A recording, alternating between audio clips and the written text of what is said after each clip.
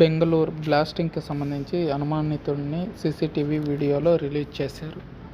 రామేశ్వరం కేఫ్లో జరిగిన పేలుడుకు సంబంధించి కీలక అప్డేట్ దొరికింది. కేఫ్లోకి బ్యాగ్తో వెళుతున్న ఓ అనుమానాస్పద వ్యక్తికి చెందిన సీసీటీవీ ఫుటేజ్ను రిలీజ్ చేశారు. బెంగళూరులోని వైట్ఫీల్డ్ ఏరియాలో ఉన్న కేఫ్లో శుక్రవారం మధ్యాహ్నం బ్లాస్ట్ జరిగిన విషయం తెలిసిందే.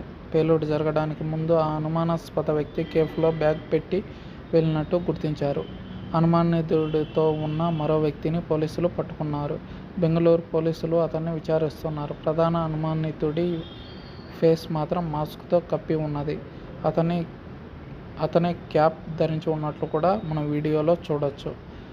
ప్లేట్లో ఇడ్లీ తీసుకెళ్తున్నట్టు కూడా కేఫ్లో ఉన్న కెమెరాలకు చిక్కాడు అతను. కేఫ్లో జరిగిన పేలుడులో 10 మంది గాయపడ్డారు.